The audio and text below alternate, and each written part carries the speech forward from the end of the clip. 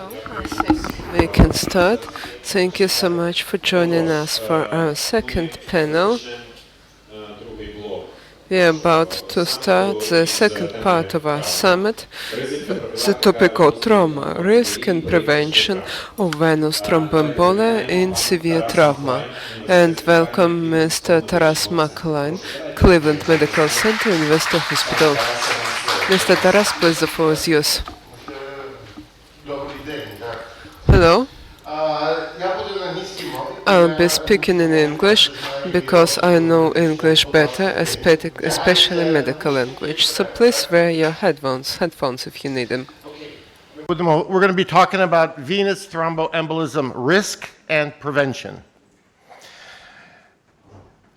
I think most of the morning we were talking about bleeding. Everybody talks about trauma, bleeding, but we keep forgetting about the risk of DVTs, deep vein thrombosis, and pulmonary embolisms.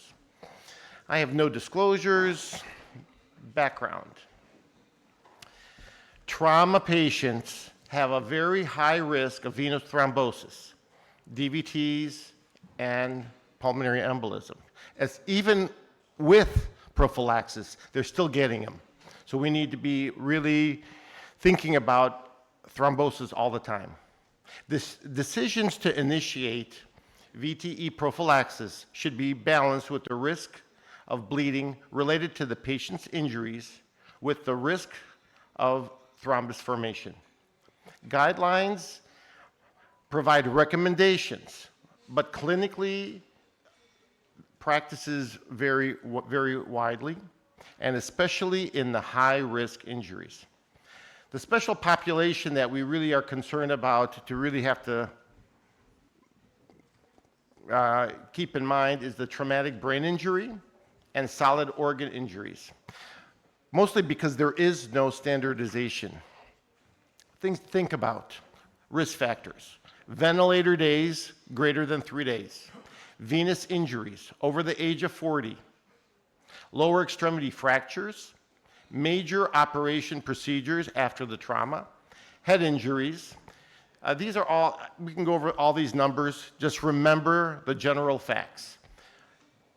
If you have more than 4 transfusions, a Glasgow coma score less than 8, pelvic fractures, and anything when you have over 2 hours of operations.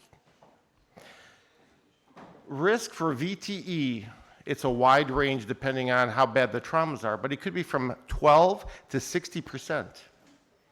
Prevalence is 30%. Incidence has been shown to be about 18% of patients per week. So you're almost thinking that 1/5 of the patients are going to have a blood clot somewhere every week. Other risk factors that we need to think about is when you have a central line placed, a medullary injury, low systolic blood pressure, and pelvic fractures. You could look at that graph and see how it cumulatively increases. Prophylactic impact. By starting some type of prophylaxis, you're going to generally say you're going to get a 50% improvement. Everybody should be on mechanical prophylaxis. I'm not sure how that is instituted here on a routine basis in Ukraine, but these are the intermittent pneumatic compression. Do we have them in the hospitals here? No. Nope. Everybody should be on it for DVT prophylaxis unless they have a fractured leg or that leg is traumatized and you cannot place that. We know that mechanical prophylaxis is significantly better than no prophylaxis. We know that pharmacological is better than mechanical. And we know that pharmacomechanical, having both, also is a significant improvement.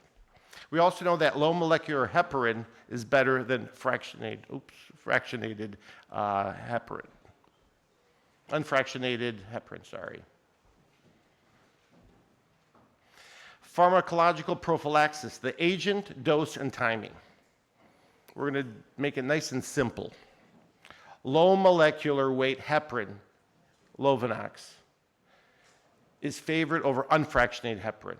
Why is it favored? Has better bioavailability, longer half-life, more effective against factor 10A, It has less effect on platelets, less effect on microvascular permeability, and also has a less risk for HIT, heparin-induced thrombocytopenia. We need to be starting this pharmacologic prophylaxis in the first 24 hours. This lecture is I usually talk between 50 to 60 minutes. Try to do this in 10. Recommendations for dosing. Lovenox, enoxaparin. The recommendations are 40 milligrams Q12 sub-Q. Okay, that's the basic thing that you need to remember. Everybody should be on it. It takes about 28 hours to get the correct levels for it to work. So if it takes 28 hours to get it, that means if you start it today, it's not going to be effective to tomorrow. So we need to keep that always in mind. To adjust the dose for that, the only time you need it if the patient has a creatinine clearance less than 30.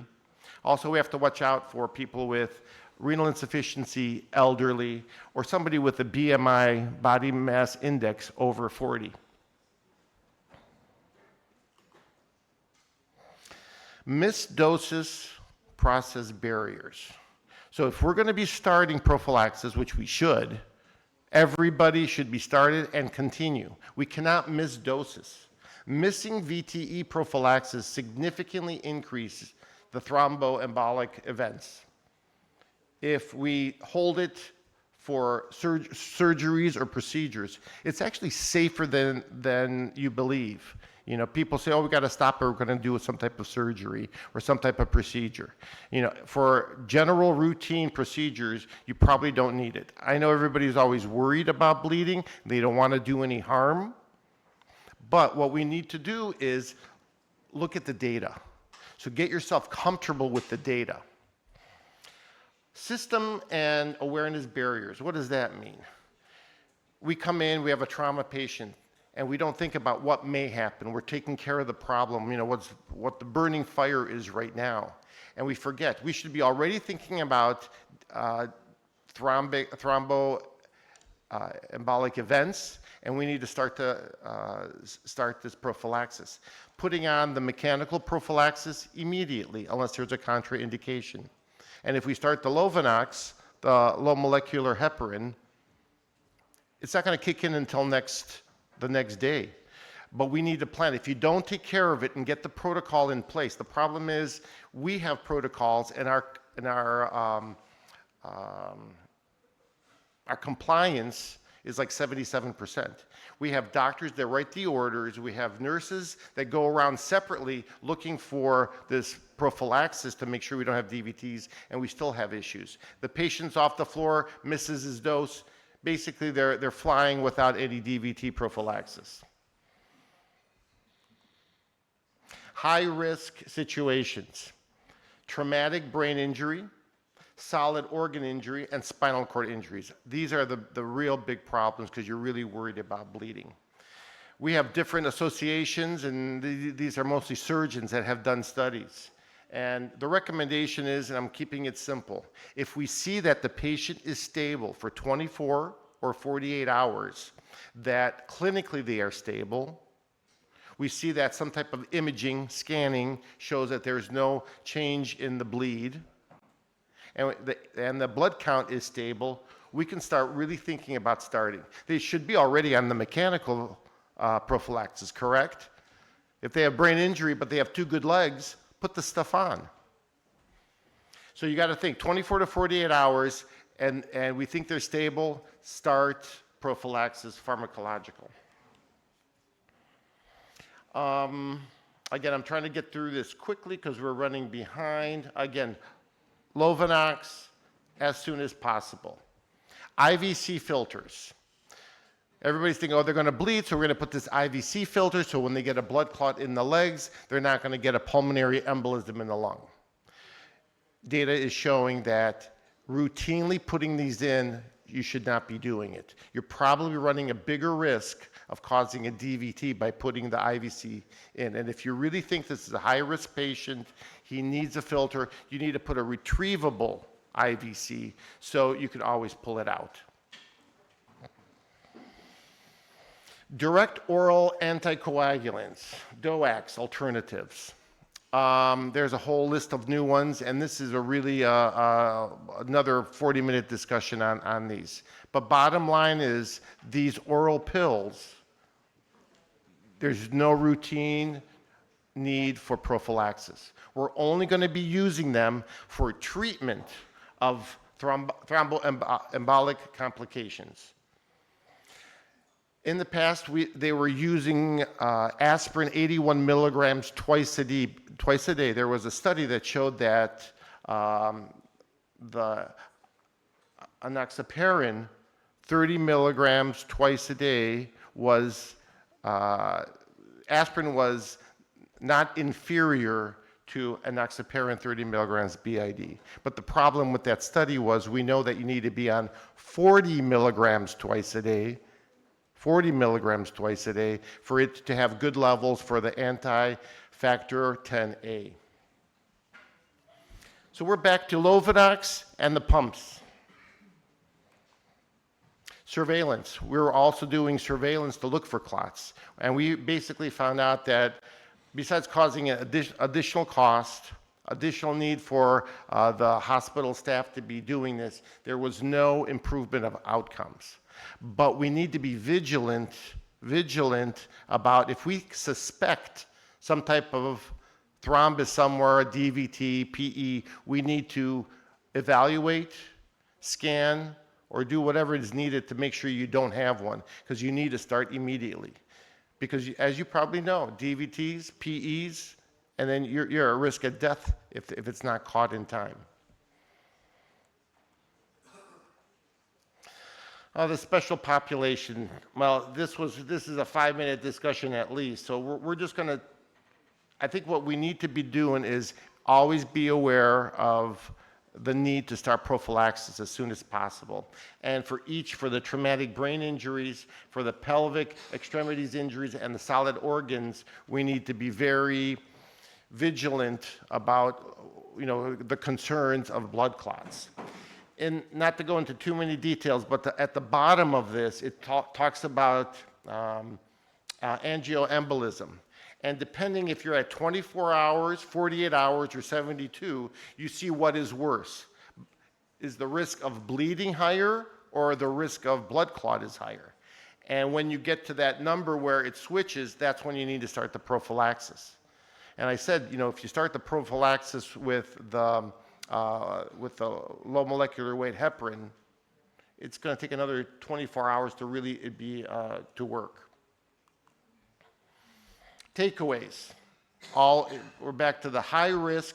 Trauma is really severe risk for clots. We need to have early low molecular weight heparin initiation starting at 24 hours. Anything after 24, 48, especially 72 hours, we're going to have a high risk of clots. Low bleeding risk, everybody should be on the mechanical prophylaxis and started on the enoxaparin. The high bleeding risk, again, I'm asking everybody to start looking at the data and find out when you need it. Just don't forget it. You spent a week trying to help a trauma patient. Multiple procedures, surgeries, you stabilize them, everything, and all of a sudden they get a blood clot, pulmonary embolism, and die. Okay, so all your work was to naught because you did not start the prophylaxis. And the last thing was about the IVC filter. There is some surgeons like to put them in because they're always worried about the bleeding. So routinely we should be not putting that in, and that is it. Thank you. I hope I didn't go too fast. Was it good or too fast? Good? Дякуємо. Дякуємо. Тарас Маhlay. Thank you so much, Mr. Taras Mahlay.